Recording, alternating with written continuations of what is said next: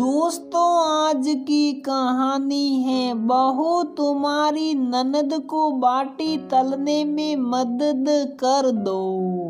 दोस्तों कहानी शुरू करने से पहले अगर आपने हमारे चैनल को सब्सक्राइब नहीं किया है तो सब्सक्राइब कर लीजिए ताकि आपके पास पहुंचे हर नया वीडियो। भाभी भाई की राशि फल के हिसाब से आपका नाम बदलेगा। सीमा ने फोन पर अपनी होने वाली भाभी माया को बताया। माया आज के जमाने की लड़की है, अपने घर की सबसे छोटी और बेहद लाडली बेटी थी।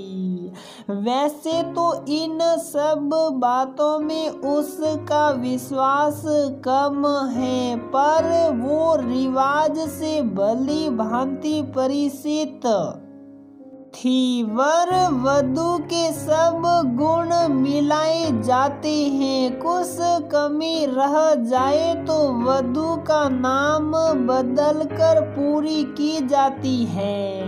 पहले तो माया नए रिश्ते में बंधने को लेकर काफी उत्साहित थी, सो इस रिवाज को हल्के में ले लिया। माया नवीन की पत्नी बनते ही दीप्ति बन गई। यहीं से एक लड़की के औरत बनने तक के सफर में बदलावों की शुरुआत हो जाती है। विदाई विवाह की सभी रस्मों में सबसे मार्मिक क्षण होता है जब अपनी पेट जाई बेटी को ये कहकर पराया कर दिया जाता है, बेटी अब से ससुराल को ही अपना घर समझना, सास ससुर को माता पिता का दर्जा देना और ननद देवर में भाई बहन को देखना। लड़की का ना तो नाम स्थायी होता है ना पता। नए नाम के साथ माया ने ससुराल में प्रवेश किया। माया मेहरा अब दीप्ति गुप्ता बन गई। वो खुद भी सोच के परेशान थी, क्या ये दो नाम एक इंसान के हैं? दीप्ति बहू सीमा को बाटी तलने में मदद कर दो, सास ने आवाज लगाई। पहले 2-4 दिन तो यही समझने में लगे कि उसे ही बुलाया जा रहा है या किसी और को। नई नवेली दुल्हन घबराहट में बाटी तलने लगी। काम की आदत थी नहीं, माँ ने किताबों के पास और रसोई से दूर ही रखा। खोलता हुआ तेल कलाई पर आ गया। हाथ जलने पर किसी को खास फर्क नहीं पड़ा। फफोले वाले हाथों से बर्तन मांजते हुए वो दृश्य आंखों के आगे आ गया जब माँ के पास खड़ी छोटी माया तवे से अपनी रोटी उतरने का इंतजार कर रही थी। फुलके की भाप लगी और सेक निकल गई। क्या ज्योति रोटी की भाप निकाल कर देती? देखो मेरी गुड़िया का हाथ जला दिया। पापा अपना खाना छोड़ माया को बरनोल लगाने लगे। आंखों से अश्रुधार फूट पड़ी। बर्तनों में लगा सिर्फ फफोले में उतनी जलन नहीं दे रहा था जितनी माँ की वो बात। सास ससुर को माता पिता मानना। भाभी स्कूटी कहाँ ठोक आई हो? गाड़ी का हुलिया ही बिगड़ गया। देवर ने सिर झटकते हुए कहा। फिर सहसा भाई के शब्द याद आ गए। जो गिरा के गया उसका नंबर नोट किया। साले को अंदर करवाऊंगा। गाड़ी तो बन जाएगी, तुझे ज्यादा लग जाती तो फिर। एक्सीडेंट में लगी खरोंचों से ज्यादा तकलीफ माँ के उन शब्दों ने दी कि देवर को भाई मानना।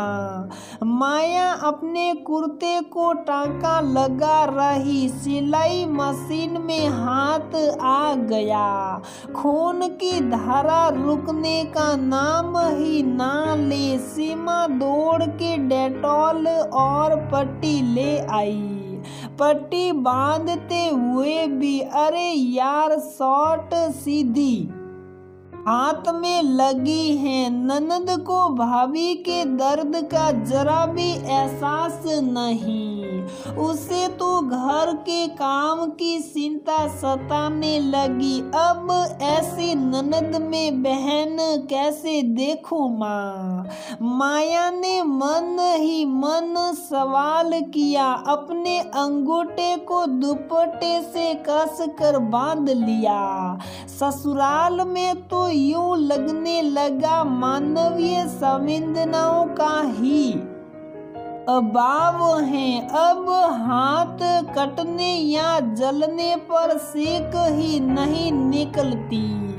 ये बेटी से बहू बनने तक के सफर में आया पहला शारीरिक बदलाव था। सावन का महीना था। सब बेटियों की तरह माया का मन भी मायके के लिए मसल रहा था। मायके पहुंची, माता पिता से मिलकर खूब रोई। बस कुछ बोल नहीं पाई। बेटी तो खुश तो है ना। माँ के इस सवाल ने माया के जख्मों को हरा कर दिया। दिमाग ने जुबान को खुलने से रोक लिया, पर दिल आंखों को बहने से नहीं रोक पाया। हाँ माँ बहुत खुश। बस एक ही शिकायत है, जब मायके वाला प्यार लड़की को जिंदगी में दोबारा मिलता ही नहीं, फिर इतना प्यार क्यों देना। बेटी मेहमान होती है ना, इसीलिए इतना प्यार देते हैं। वो प्यार उसे वो ताकत देता जिससे वो दुनिया में खुद को अकेली न समझे। राह में आने वाली कठिनाइयों का सामना डट कर सके, इस विश्वास के साथ कि उसके पीछे उसे प्यार करने वाला परिवार स्तंभ की भांति खड़ा है, जो उसे टूटने नहीं देगा। एक और बात गांठ बांध ले बेटा, रिश्तों में जरूरत से ज्यादा उम्मीद तकलीफ बढ़ा देती है। माया की माँ ने बातों ही बातों में उसे समझा दिया कि शादी से पहले का जीवन सामान्य पाठ्यक्रम था, असली परीक्षा तो शादी के बाद का जीवन होती है। माया माँ की सीख को धीरे धीरे जीवन में उतारने लगी। ससुराल में सास ससुर मायके से आई किसी वस्तु या मिलने वाले मान सम्मान में कोई न कोई मीन मेक निकालते रहते। अब माया को कोई फर्क नहीं पड़ता। वो कानों से सुनी बातों को दिल तक पहुँचने ही नहीं देती, जिससे उसे मानसिक शांति मिलती। एक लापरवाह वासाल अलहड़ सुकुमारी अब एक जिम्मेदार अल्पभाषी अत्यंत सहनशील महिला में तब्दील हो गई। ये उस लड़की में आया मानसिक बदलाव था।